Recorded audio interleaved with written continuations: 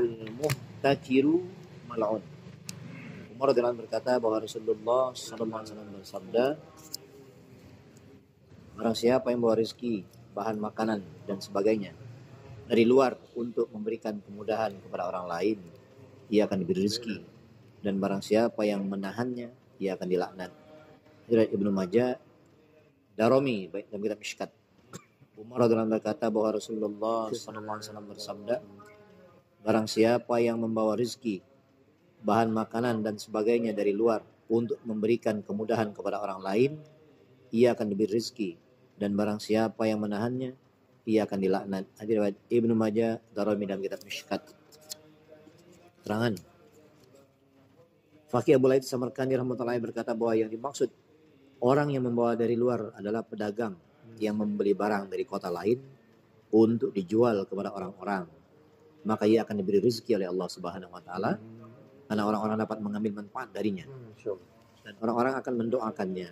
Sedangkan yang dimaksud orang yang menahannya adalah orang yang membeli dengan niat untuk disimpan hingga orang-orang akan merugi karenanya. Tanbihul ghafilin, yakni menyimpannya untuk menunggu masa paceklik dan tidak menjualnya, padahal orang-orang memerlukannya. Orang seperti itu akan dilaknat, yakni dengan tujuan mencari keuntungan, berbuat kikir dan tamak.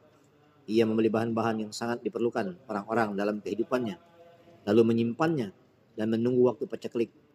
Orang seperti itu dilaknat oleh Rasulullah SAW. Dalam sebuah hadis Nabi SAW bersabda, barang siapa yang menahan tidak menjual makanan kepada orang Islam selama 40 hari, padahal mereka sangat memerlukannya, Allah Subhanahu wa taala akan menimpakan kepadanya penyakit kusta dan kebangkrutan. Kita Mishkat. Demikianlah orang yang bermaksud merugikan kaum muslimin dan menjadikan mereka kelaparan, ia akan tertimpa azab jasmani, kusta, dan azab kebendaan, yakni kebangkrutan dan kefakiran. Sebaliknya dalam hadis terdahulu telah ditengah-tengahkan bahwa barang siapa yang membeli barang dari tempat lain lalu menjualnya dengan mudah, Allah Subhanahu wa taala akan memberi rezeki dan keuntungan kepadanya. Dalam sebuah hadis yang lain disebutkan betapa buruk orang yang menimbun bahan makanan. Bila harga murah ia akan bersedih, dan bila paceklik dia akan senang. Dalam sebuah hadis yang lain disebutkan barang siapa menimbun bahan makanan selama 40 hari padahal orang-orang sangat memerlukannya, tapi dia tidak mau menjualnya, kemudian semuanya disedekahkan kepada orang-orang, maka sedekah itu pun tidak bisa menembus dosa karena menimbun bahan makanan itu. Yang kita Mishkat. Dalam sebuah hadis lain disebutkan pada masa paceklik, seorang wali dari umat terdahulu berjalan di samping sebuah bukit pasir. Ia berangan-angan dalam hatinya, seandainya bukit pasir ini berupa tumpukan bahan makanan, maka aku akan memberi makan Bani Israel dengannya. Kemudian Allah SWT menurunkan wahyu kepada Nabi pada zaman itu. Sampaikanlah berita gembira kepada wali itu. Kami telah menuliskan untuknya pahala membelanjakan harta sebanyak bukit itu. Tanbihul ghafilin. Bagi Allah Subhanahu wa taala pahala yang dia sediakan sangat luas, tiada batas. Untuk memberi pahala, dia tidak perlu menyimpannya dan tidak perlu bekerja untuk mencarinya. Bila Allah Subhanahu wa taala menghendaki, maka akan tumbuh tanaman di seluruh dunia. Bagi dia yang dilihat adalah amal manusia dan keikhlasannya. Yang dilihat adalah amal manusia dan keikhlasannya. Barang siapa yang menyayangi makhluknya, ia akan dicintai oleh Allah Subhanahu wa taala. Seseorang datang kepada Abdullah bin Abbas radhiyallahu anhu dan berkata, "Nasihatilah saya." Maka dia berkata, "Saya memberimu nasihat berupa 6 perkara. Yang pertama, hendaknya engkau bertawakal dan yakin kepada Allah terhadap perkara-perkara yang Allah Subhanahu wa taala sendiri telah menanggungnya, misalnya rezeki dan sebagainya. Yang kedua, hendaknya engkau menunaikan perkara-perkara yang diperdukan Allah Subhanahu wa taala pada waktunya masing-masing. Yang ketiga, hendaknya engkau selalu membasahi lisanmu dengan zikrullah. Yang keempat, janganlah engkau mengikuti perkara syaitan. Sesungguhnya ia iri kepada semua makhluk. Janganlah engkau mengikuti perkataan syaitan. Sesungguhnya dia iri kepada semua makhluk. Yang kelima, janganlah engkau sibuk memakmurkan duniamu. Janganlah engkau sibuk memakmurkan duniamu, karena yang demikian itu akan merusakkan akhiratmu. Yang keenam, hendaknya setiap waktu memikirkan kebaikan kaum muslimin. Al-Faqih Bulaid rahmatullahi alaih berkata, ada 11 tanda keberuntungan bagi seseorang dan tanda-tanda kebinasaan juga ada 11. Adapun 11 tanda keberuntungan itu adalah yang pertama, membenci dunia dan mencintai akhirat. Yang kedua, memperbanyak ibadah dan membaca Al-Quran. Yang ketiga, menjauhkan diri dari berbicara sia-sia. Yang keempat, menjaga sholat tepat pada waktunya dengan sungguh-sungguh. Yang kelima, menghindarkan diri dari perkara yang haram, meskipun haram dalam tingkatan yang sangat rendah. Yang keenam, memilih berkawan dengan orang-orang yang soleh. Yang ketujuh, selalu tawadhu, tidak sombong. 8, dermawan dan ramah. 9, menyayangi makhluk Allah Subhanahu wa taala. 10, memberikan manfaat kepada makhluk Allah Subhanahu wa taala. 11, mengingat maut sebanyak-banyaknya. Sedangkan tanda-tanda kebinasaan adalah yang pertama, tamak dalam mengumpulkan harta. Yang kedua, sibuk dalam menikmati kelezatan dan kesenangan dunia. Yang ketiga, tidak mengenal sopan santun dan banyak berbicara. Yang keempat, bermalas-malasan dalam mengerjakan sholat. Yang kelima, memakan benda-benda yang haram dan syubhat dan bergaul dengan orang-orang fasik dan pendosa. Yang keenam, berakhlak buruk. Yang ketujuh, sombong dan membanggakan diri. 8, enggan memberi manfaat kepada orang lain. 9, tidak mengasihi orang lain. 10, berbuat kikir. 11, lalai dari mengingat maut. Tanbihul ghafilin. Menurut hamba yang hina ini, induk dari semuanya itu adalah mengingat maut sebanyak-banyaknya. Mengingat maut merupakan induk. Mengingat maut sebanyak-banyaknya. Bila kematian diingat setiap saat, maka 11 sifat yang baik akan tumbuh dalam diri kita dan 11 sifat yang buruk akan hilang dari diri kita. Rasulullah sallallahu alaihi wasallam bersabda, perbanyaklah mengingat maut, perbanyaklah mengingat sesuatu yang menghancurkan semua kelezatan, yaitu maut. Perbanyaklah mengingat sesuatu yang menghancurkan semua kelezatan, yaitu maut. Dan kita Mishkat. An Anas radhiyallahu anhu qala, tuwfi rajulun minas sahabati faqal rajulun abushir bil jannah. Faqala Rasulullah sallallahu alaihi wasallam, awala tadri fala'allahu takallama fima la ya'nihi aw yakhila bima la yanqusu. Anas radhiyallahu anhu berkata, ketika seorang sahabat radhiyallahu anhu meninggal dunia, seorang berkata, betapa bergembiranya, sesungguhnya dia seorang ahli surga. Mendengar perkataan itu, Rasulullah SAW bersabda, apa yang kamu ketahui tentang dirinya? Mungkin dia pernah berbicara mengenai hal-hal yang tidak ada faedahnya, atau berbuat bakhil terhadap sesuatu yang tidak merugikannya. Hadis riwayat Tirmizi kitab Mishkat. Anas radhiyallahu anhu berkata, ketika seorang sahabat radhiyallahu anhu meninggal dunia, seseorang berkata, betapa bergembiranya, sesungguhnya dia seorang ahli surga. Mendengar perkataannya itu, Rasulullah SAW bersabda, apa yang kamu ketahui tentang dirinya? Mungkin dia pernah berbicara mengenai hal-hal yang tidak ada faedahnya, atau berbuat bakhil terhadap sesuatu yang tidak merugikannya. Tirmizi, Mishkat. Keterangan hadis tersebut mengingatkan agar kita memperhatikan hal-hal yang dapat menghalangi seseorang masuk surga. Berbicara sia-sia dan menyia-nyiakan waktu dalam berbicara yang tidak ada faedahnya merupakan kesibukan yang banyak digemari orang. Berbicara sia-sia dan menyia-nyiakan waktu dalam berbicara yang tidak ada faedahnya merupakan kesibukan yang banyak digemari orang.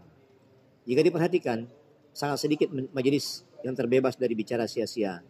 Akan tetapi karena kasih sayang dan rahmatnya Allah SWT terhadap umatnya, beliau menyebutkan cara menyelesaikan setiap kesulitan. Dan dalam masa yang sangat singkat, selama 23 tahun, beliau telah mengajarkan cara menyelesaikan masalah yang dihadapi manusia di seluruh dunia.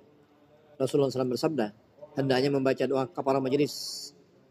Subhanallah wa bihamdihi, subhanakallahumma bihamdika, asyhadu an la ilaha illa anta astaghfiruka. Masalah kedua, membaca sunnah majelis sebelum berdiri.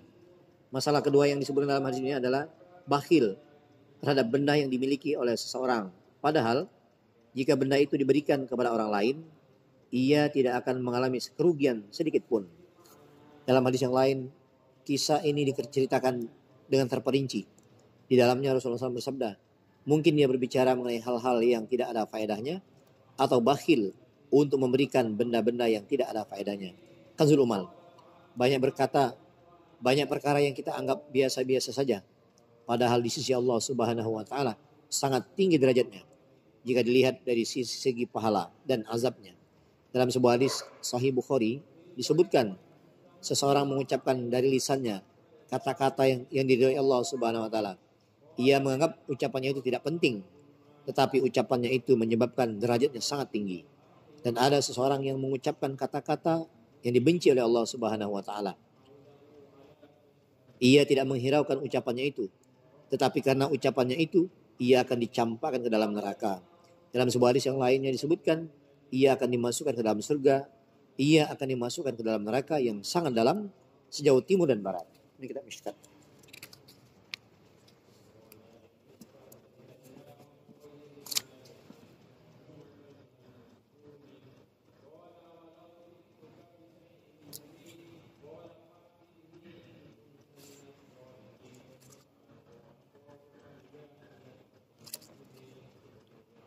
Akhlak yang baik.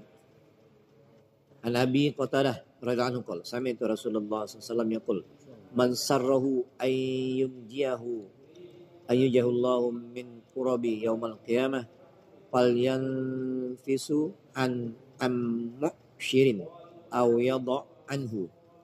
Dari Abu Qatadah radhiyallahu anhu berkata, aku mendengar Rasulullah sallallahu alaihi wasallam bersabda, barang siapa ingin diselamatkan Allah dari kesulitan hari kiamat, hendaknya dia memberi kelonggaran pembayaran utang kepada orang yang tidak mampu membayar atau menghapus sebagian dari utangnya. Hadirin muslim. Dari Abu Qatadah radhiyallahu anhu berkata, aku mendengar Rasulullah SAW bersabda, barang siapa ingin diselamatkan Allah dari kesulitan-kesulitan hari kiamat, hendaknya dia memberi kelonggaran pembayaran utang kepada orang yang tidak mampu membayar, atau menghapuskan sebagian dari utangnya. Hadis riwayat Muslim.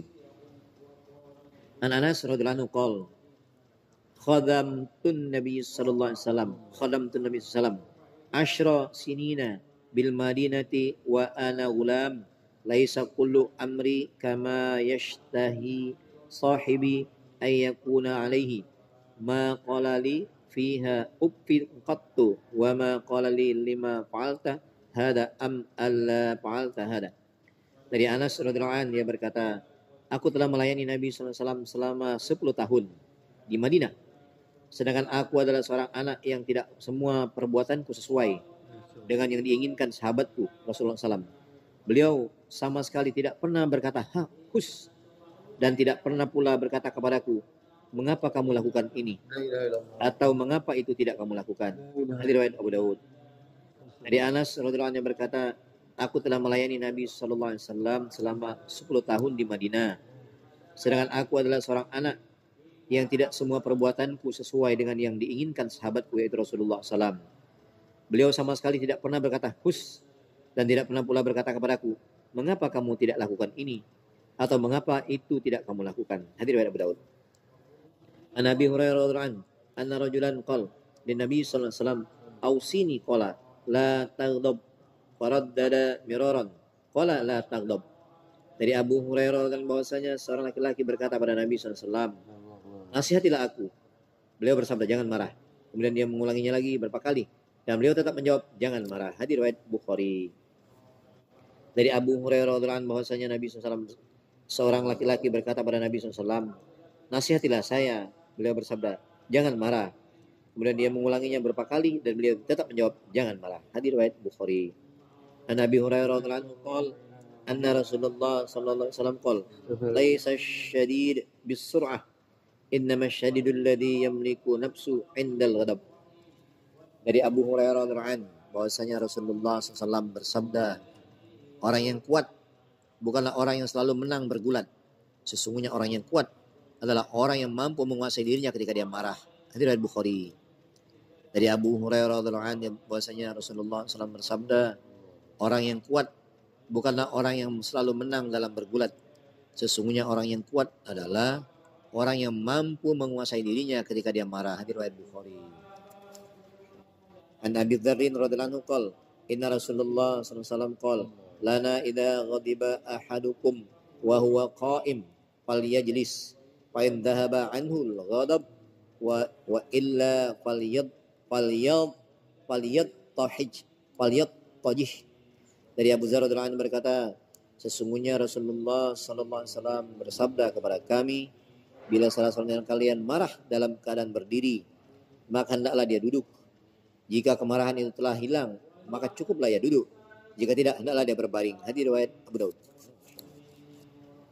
Dari Abu Dzar radhiyallahu anhu berkata, sesungguhnya Rasulullah sallallahu alaihi wasallam bersabda kepada kami, bila salah seorang di antara kalian marah dalam keadaan berdiri, maka hendaknya dia duduk. Jika kemarahannya itu telah hilang, maka cukuplah ia duduk. Jika tidak, hendaklah dia berbaring. Hadis riwayat Abu Dawud. Masyaallah. An Ibnu Abbas radhiyallahu anhu Nabi sallallahu alaihi wasallam annahu qala allimu wa basyiru wa la tu'asyiru idza ghadiba ahadukum falyaskut. Allimu wa basyiru wa la tu'assiru wa idza ghadiba ahadukum falyaskut. Dari Ibnu Abbas radhiyallahu anhu, dari Nabi sallallahu alaihi wasallam, beliau bersabda, ajarilah dan gembirakanlah oleh kalian dan janganlah mempersulit. Jika salah seorang dari kalian marah, hendaklah dia diam. Hadis riwayat Ahmad. Dari Abu Dzar berkata, dari Ibnu Abbas radhiyallahu anhu, dari Nabi SAW, dia bersabda, ajarilah dan gembirakanlah oleh kalian dan janganlah mempersulit. Jika salah seorang dari kalian marah, hendaklah dia diam. Jika salah seorang dari kalian marah, hendaklah dia diam. Riwayat Abu Daud. Hadis riwayat Ahmad.